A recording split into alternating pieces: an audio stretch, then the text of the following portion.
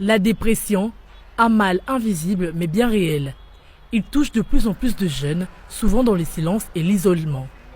Pour y remédier, deux associations, Innovaction Aspel et Booste ta vie, ont réuni des étudiants et des spécialistes à l'université de Kinshasa. Objectif, informer, sensibiliser et surtout libérer la parole. Oui, à la jeunesse congolaise, ce que je veux dire est que, écoutez, la jeunesse, nous avons tout un avenir, nous avons une vie devant nous. Si on a reçu un fouet aujourd'hui, c'est que c'est une porte qui s'est fermée.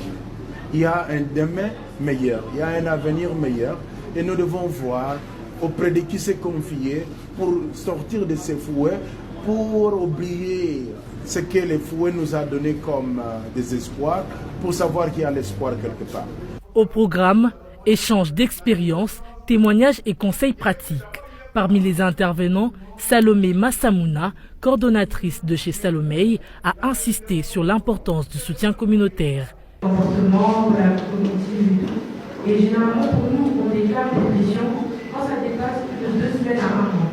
Les organisateurs ont, quant à eux, rappelé les objectifs de cette initiative, comprendre le mal, prévenir ses conséquences et encourager la prise en charge. Le but était de rassembler les jeunes pour que les jeunes comprennent, pour que les jeunes se préviennent et que les jeunes brisent les silences autour de la souffrance mentale.